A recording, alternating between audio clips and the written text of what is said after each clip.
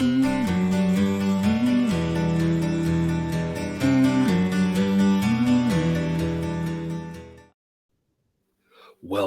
to Picks with the Professor, sponsored by Wager Lab, the show where a real statistics professor and his friends give you sports betting tips. I'm your host, Professor Side. That's my actual job title and last name, which is part of the reason why the mathematical model that I've built to predict various sports outcomes is affectionately known as Sideline. You'll hear more about the model during the course of this episode. It's set to cover 11 of the best college basketball games scheduled to be played on Saturday, March 11th. 2023, and obviously, just like yesterday, another great slate of basketball. Covering about half the games here, the bigger of all of the games, but the other ones will also still be really good ones that you're going to want to watch. In case you're new here, check out the webpage on the banner. It's www.pitchtheprofessor.com/new for some explanations and community rules. See the Google Sheet that's linked in the show description for Sideline's projection on every single game. Remember, this show covers picks on the best games, so the best picks on all games. Sign up on Patreon or Black Book Sports. Different packages and price ranges based on your needs. I've got either an A or a solid B grade play that I like on almost all of the games that we're not covering in this show. I think there's 3 that's not the case on, but a lot of great plays today. So if you want the rest of those plays, hit up Patreon or Black Book. Both those links are in the show description. Remember that sports are unpredictable, so the discussion on this show projects a typical game. It doesn't try to forecast it to a T. That would be a foolish and impossible goal. We take a long-term view on here. We don't get distracted when a team either can't hit or can't miss from 3 or their opponent. These things balance out in the long run. They're hard to foresee before they happen. In other words, please understand that good and bad variance will occur. So as much as I'd like to say we'll be profitable every single day, that is an impossible reality for any gambler. Obviously, the one that's coming to my mind here, Sam Houston State, we had them as one of our 3 A-plus plays of the day yesterday. Opponent goes 16 of 30 from 3, and then Sam Houston State has the ball. It has multiple shots off at the end in order to take the lead, and then the guy gets fouled. Of course, the guy who gets fouled is like a 45% free throw shooter, big guy. Can't shoot free throws, misses both of them, can't even tie the game. They end up barely losing. But, when your opponent goes 16 to 30 from 3, what are you going to do, right? And that's the sort of thing that happens from time to time. Again, that stuff balances out. Another example of that would be Utah Valley we had last night, but the way that game ended, that stuff happens. It does balance out. It doesn't feel that way. Those tough losses, they hurt more than the good ones feel good, unfortunately. But it will balance out. We will get some lucky wins. We've had several lucky wins, had several terrible losses as well. But again, when one game goes awry, whether it's because of the ending or because of something like that, again, what we're talking about here when I make my projections is the typical game, the average game, and you just never know exactly what's going to happen. But we know in the long run, this is a profitable strategy. And that long run is what's prompted the success for our moneyline plays, because the idea is that whether it's a big minus or big plus or small minus or small plus, there can be value no matter what, as long as the probability that we win is greater than the implied odds. And so we're always keeping an eye on the value proposition that the price offers. So always shop around, always try to get good prices. Otherwise, before we get to today's slate, some reminders. Please hit that like button if you're on YouTube. So if you aren't yet, please consider subscribing or following. It's free. And if you turn on notifications, you don't miss any college basketball, MLB, or college football content this channel provides. I already mentioned the Patreon, but check it out if you haven't yet. A lot of great benefits found over there above and beyond what we do here. $3 per month gets you the play of the day. For another $2 a month, you get all the model picks and access to the Discord chat group, which is the place to get questions answered about these games, other games, other sports from me, any of my co-hosts, or other sports bettors. It's a great community over there. People talking about picks they like, they don't like, just random good conversation about the games. A lot of fun stuff happening on the Discord. It's a great community.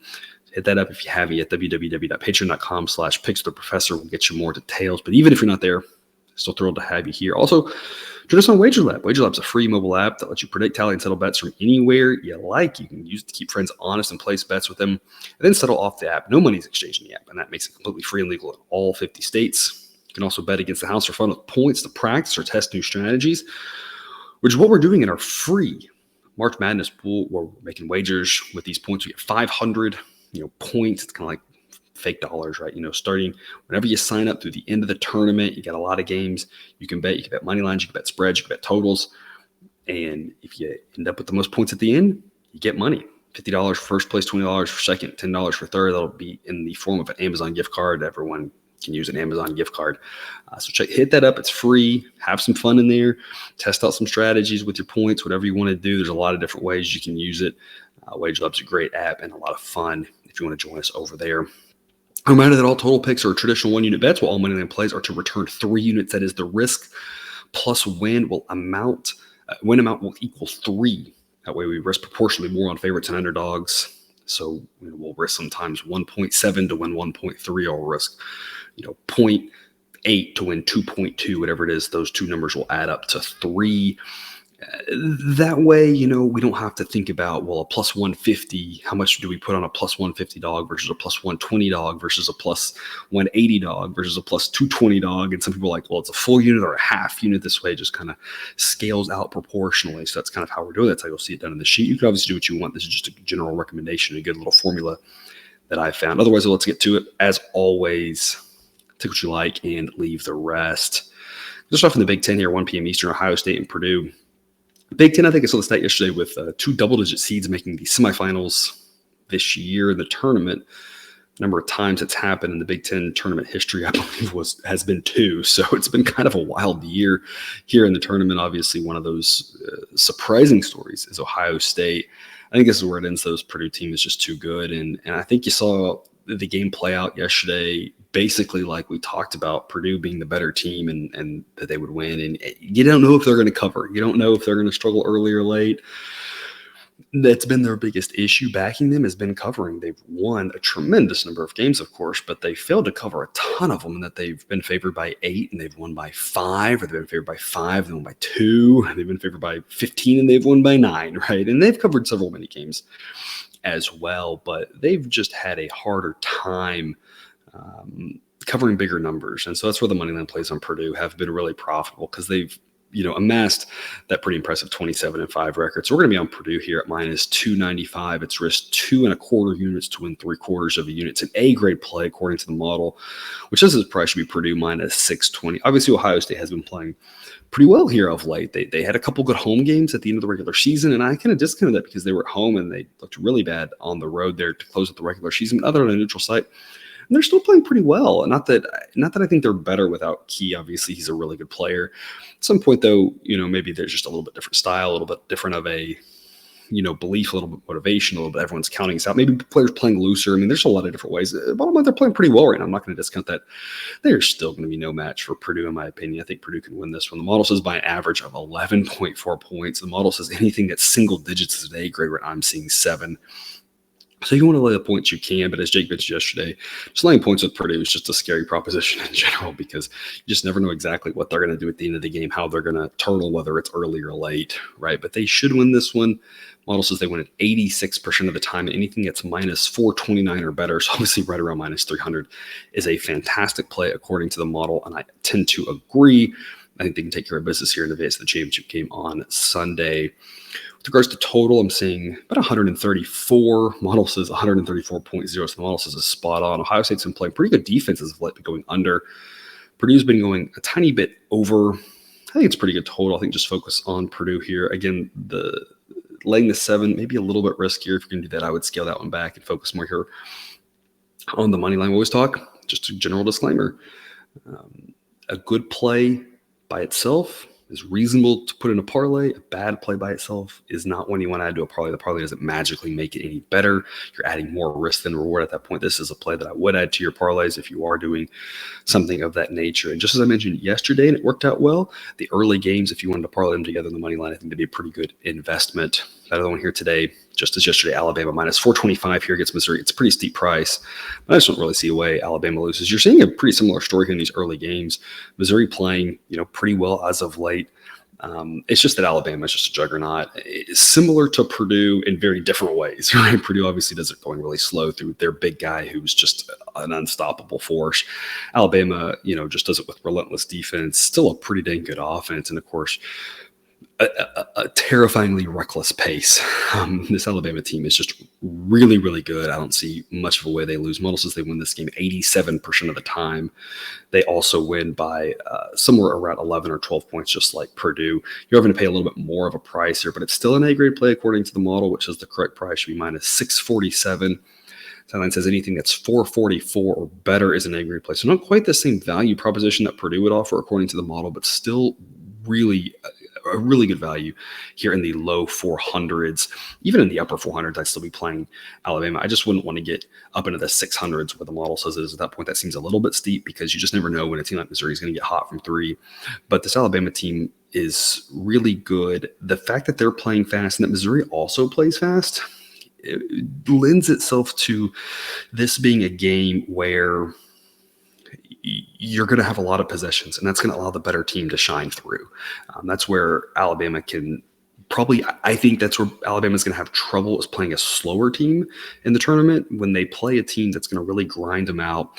Think somebody like St. Mary's, and obviously Alabama's better than St. Mary's, but someone who's playing that style, limiting the number of possessions, kind of creating a little bit more variance might be more Alabama's downfall. But a team like Missouri that's going to also push the pace should create more possessions, and in that way we have less likelihood of, Bama having a bad three-point shooting team, their team having a good one. It's not that it's not possible, it's just less likely. So I like the extra possessions here, makes it just even more likely that Alabama wins, again, almost 90% of the time here.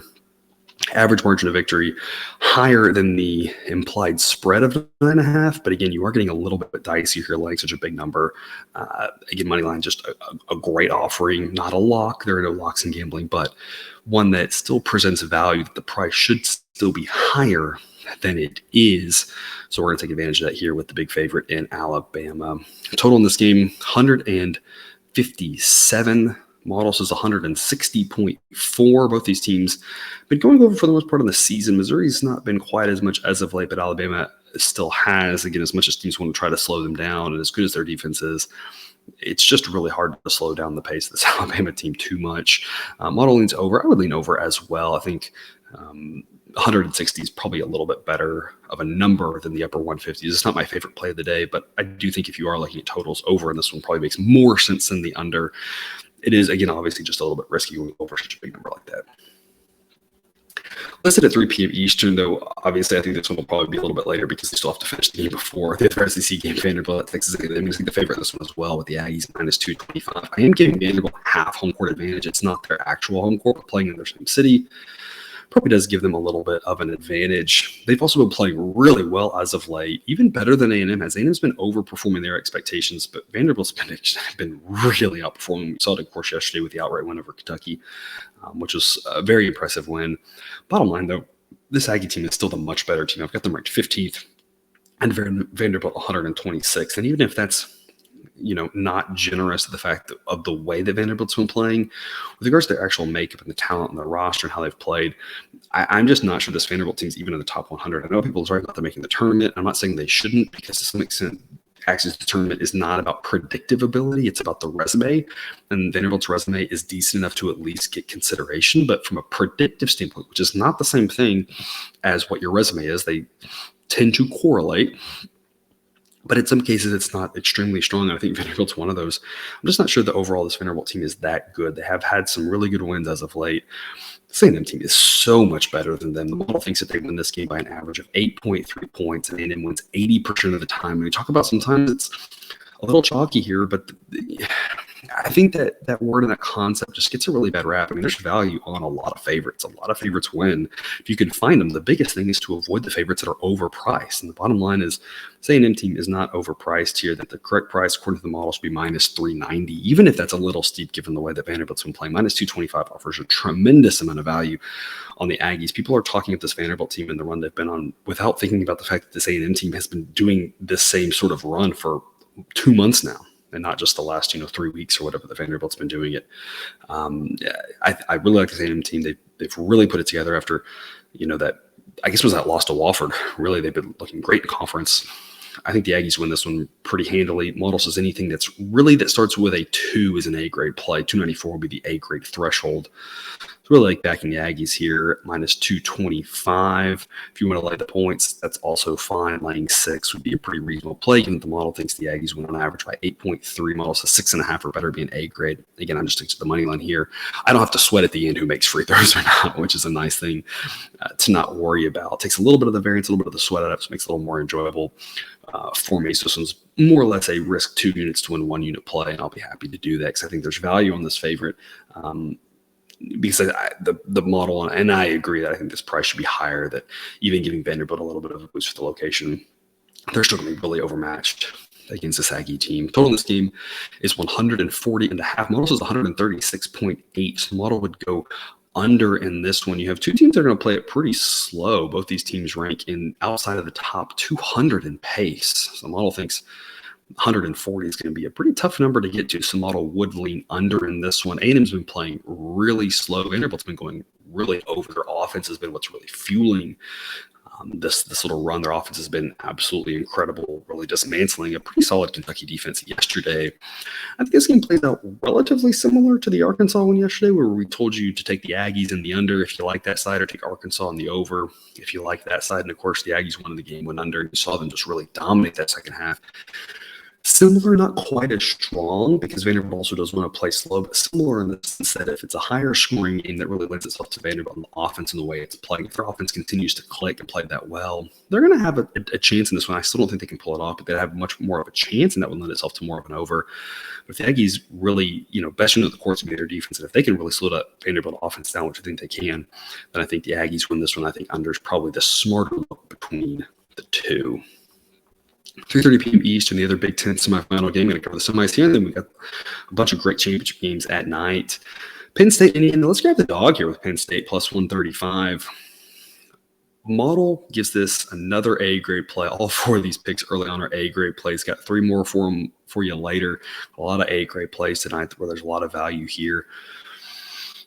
First and foremost, Indiana is favored. I do think they should be favored. Model thinks they shouldn't be favored by as much. That's the bottom line here. Model says they win this by an average of 1.2 points. That they win 52% of the time. That the no juice price would be Indiana minus 110 to Penn State plus 110. That means that the plus 135 we're getting with Penn State offers pretty good value from a percentage standpoint. Again, remember, if you weren't with us on baseball, we talked about this often there, that the percentages act a little bit different around even money than they do out at the bigger numbers.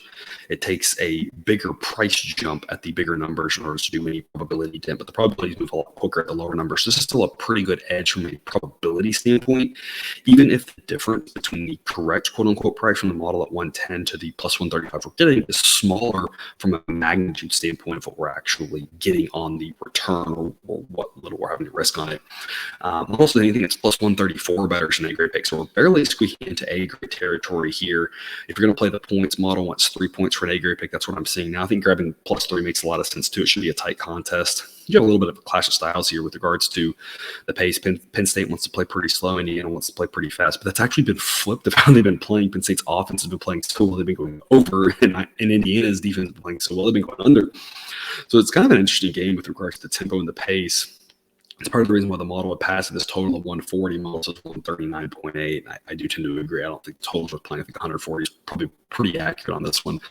I'm just going to think Penn State on this one. Model thinks that they win at 48% of the time. If you win 48% of the time at plus 135, that's a good, profitable, long-term play.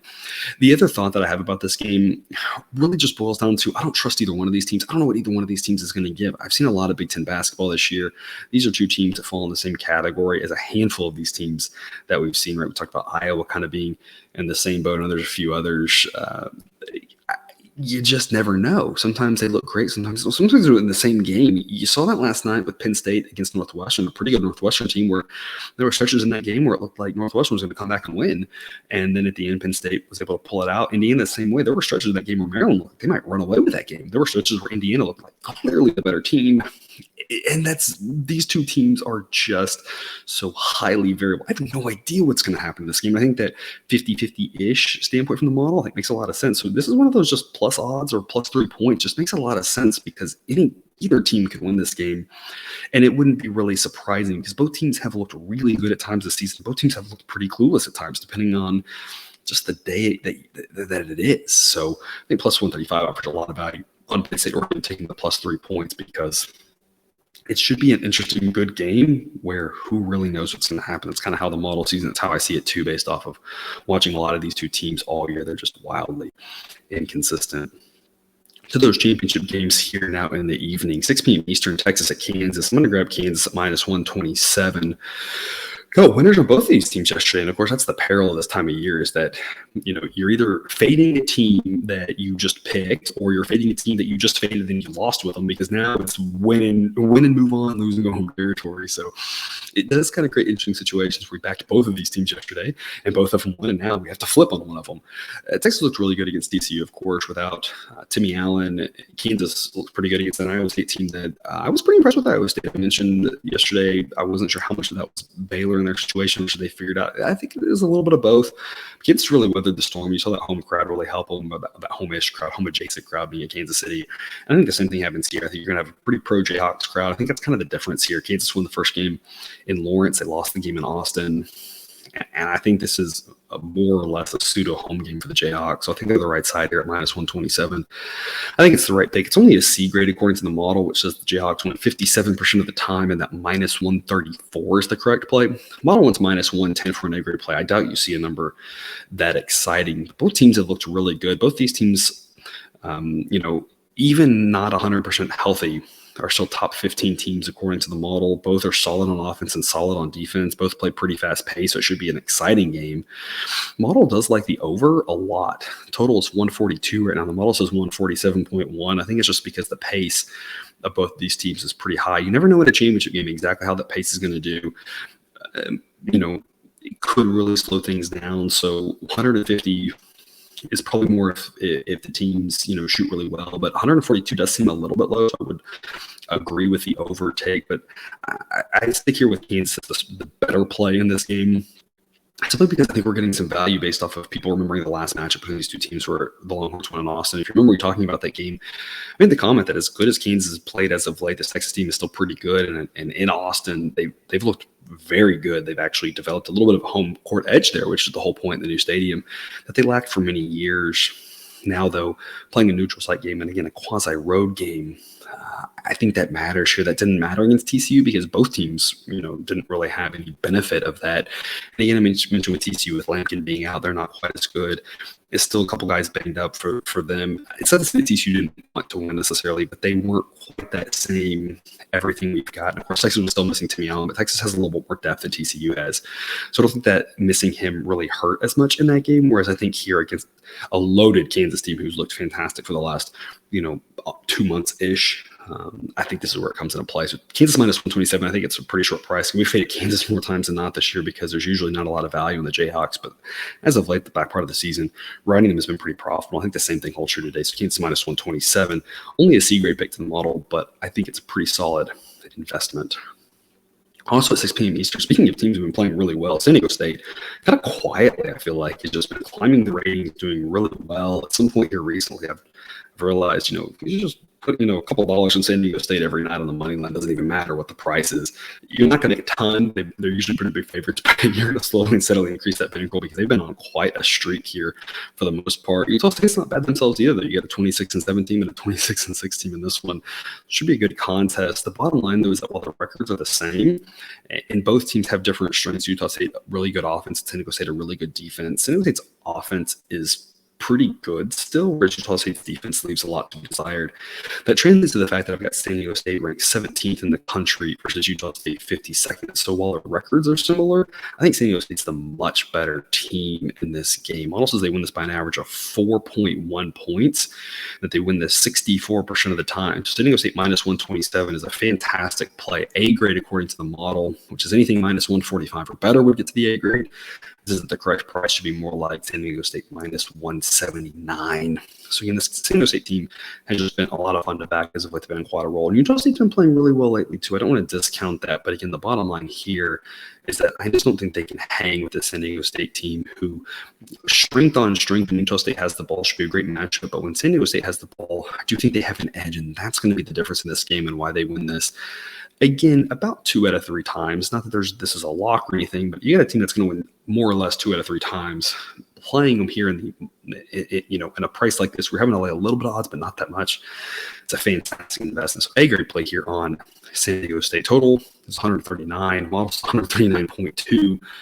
Both of these teams have been going massively under as of late. Utah State's defense has been playing better as of late. I'm still not seeing that in the data. I'm seeing that translated as a little bit more luck, though, which is why their defensive rating hasn't risen that much. So San Diego State's, Utah State's been an under team, but I'm not sure it's necessarily anything they're doing as much as I think just a little bit of the ball bouncing one way or the other. San Diego State, the other team, has been an under team because their defense has really clamped down. They're really slowing down the pace of these games.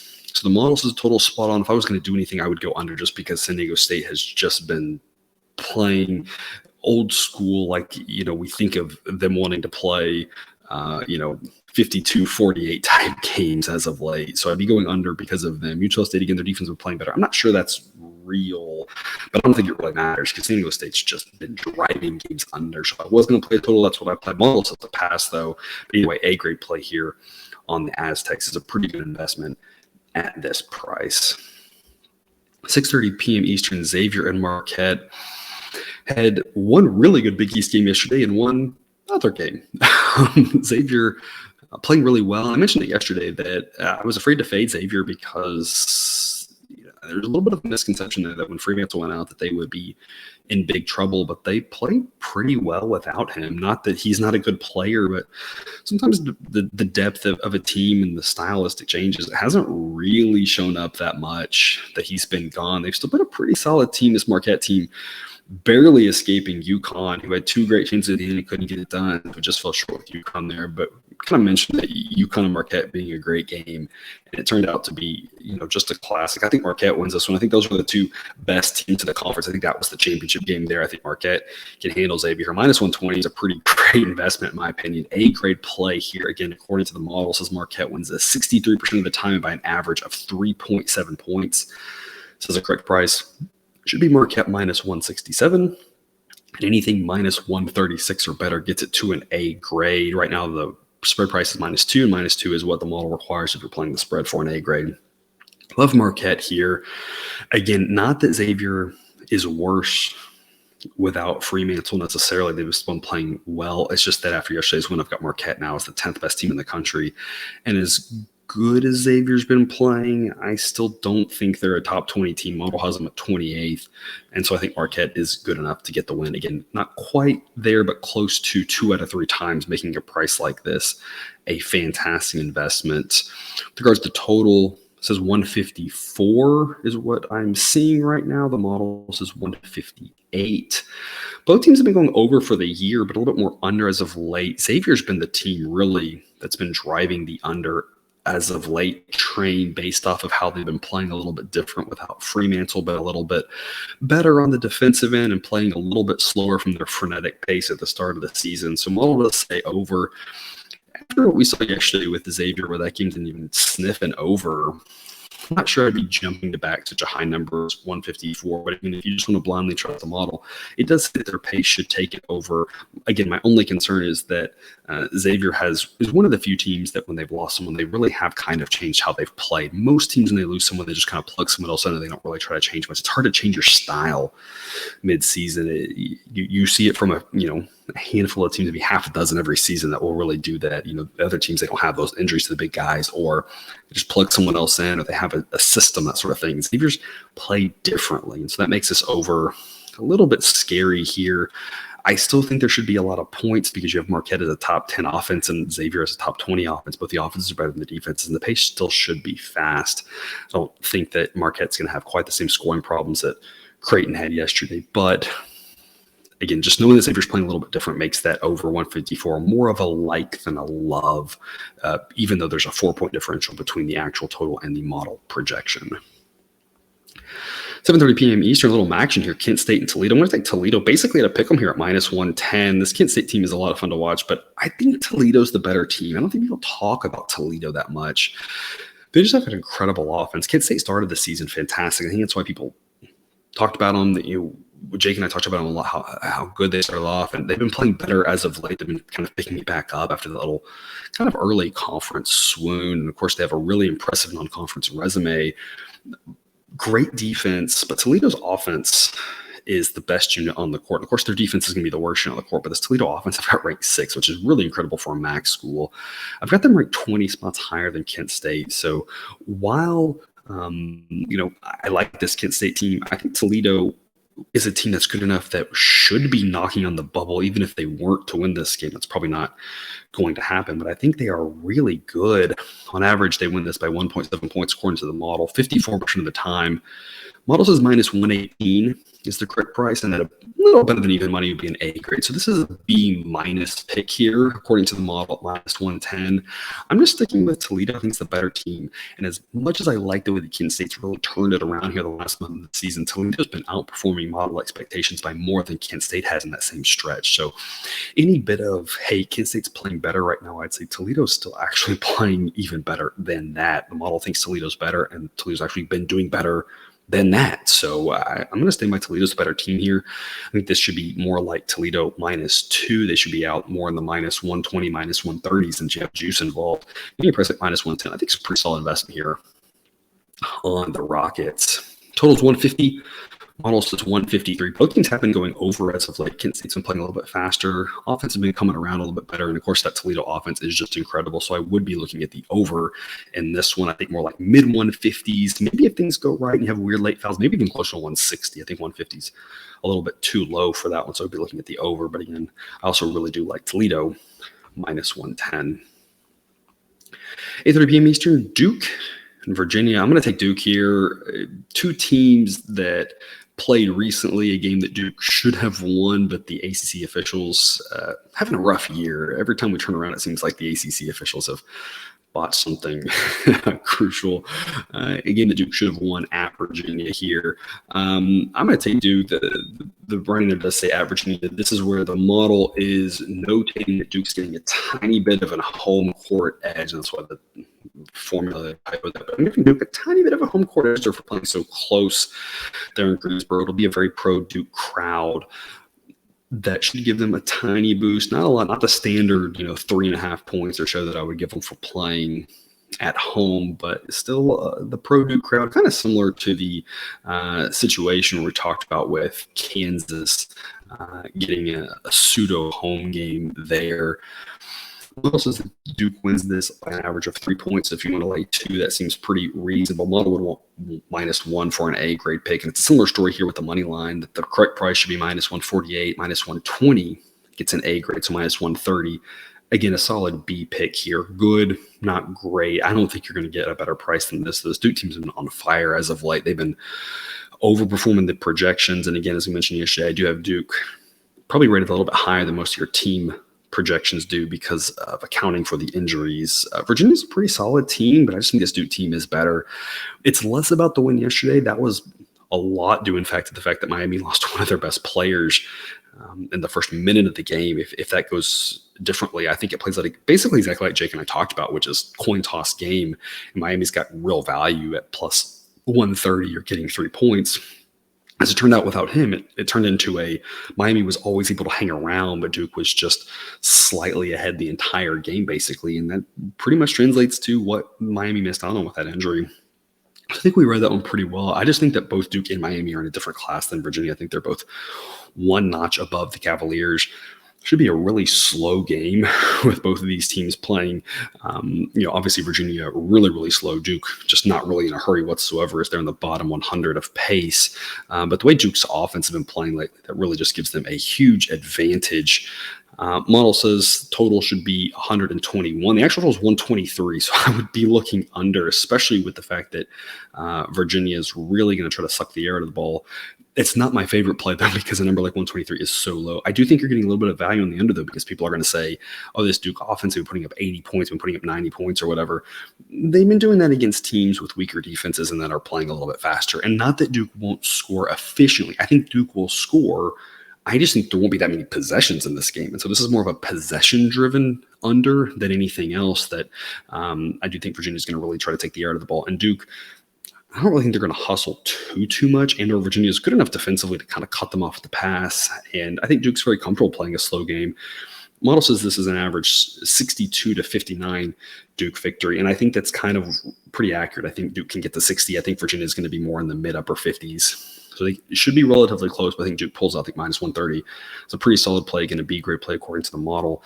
Definitely a side that you want to back here. While the price is right, I'm afraid if Duke wins this game, especially if they win this game by 10, that we're not going to get any value on Duke coming in tournaments. I think everyone's going to be writing them and how hot they are and talking about them. I think that it's going to be hard to find value on the Blue Devils potentially after tonight. 8:30 p.m. Eastern, UAB and Florida Atlantic. Fun one here in Conference USA. I'm just going to start off and talk about the over here. Total's 148. Model says 152, and both teams have been going over as of late. So I really do like this over. It's been a lot of offense, a lot of pace. This one should be a really fun game. Don't let it slip under your radar just because it's Conference USA. These are two solid teams. Florida Atlantic is in either way, whether they win or lose this game. UAB needs to win to get in. But honestly, I'm a little sad that UAB isn't at least on the bubble. I have them as the 50th best team. I think they're probably better than some teams that are going to get at-large spots. Unfortunately, they aren't really under consideration. So, the committee disagrees. And a lot of it's about resume and not about predictive. I just think this UAB team is pretty good, so this should be a good game. And again, a lot of points, a lot of offense, a lot of pace. So don't let this one slip under your radar. Over, I think, is a really strong play here. As long as you're getting a number like 148, I think we get into the mid 150s based off how I'm viewing this one.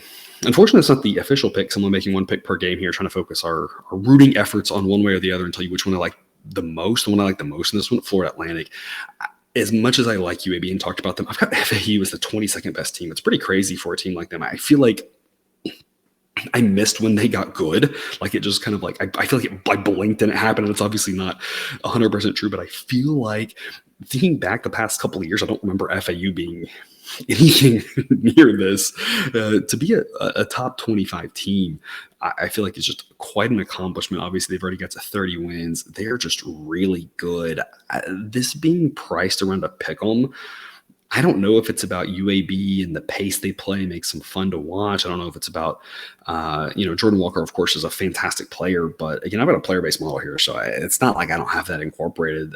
FAU is just a better team. That Jordan Walker might be the best player on the court, but if you were to take the top 7 players, 5 of them are on FAU or something like that. I don't know the specifics off the top of my head, but FAU's just got a really good team.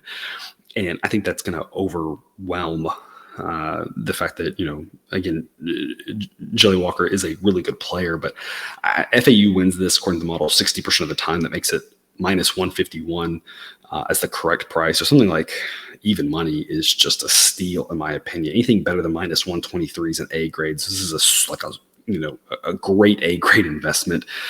Both these teams have been playing really well lately. Both been overperforming their expectations. So it's not about one team's hot, one team's not, one team's done as well, one team's not. They both have been doing really well. It's just this is priced as if these two teams are the same, and I don't think that's true. So as much as I do like the over, there's just more value on FAU. So it's one where if you want to play both, I think that's not a crazy idea because I think we're going to get to a lot of points. If you want to kind of take the intersection of these plays and take the FAU over, I think that makes a lot of sense. They've got a good offense, and UAB is going to keep the pace up, so FAU should be able to score as many points as they want. So I think that's also a good look. So a lot of different ways you can play this one, but either way, I think FAU can come on top in a high-scoring game. Even money, just a fantastic investment. Last one for you here, a late game, 10:30 p.m. Eastern, Arizona and UCLA. Looking forward to this one. Should be a really good game. I nailed the first 2 matchups on this where I just said, hey, these two teams are great. The home team's going to win both. And, in Arizona, they won, and then UCLA, they won, right? So, it was pretty simple. I don't have that advantage now, playing in Las Vegas. There's no home team, and it's actually kind of pretty centrally located, right, with regards to distance. So, pretty solid neutral court game, 2 really good teams.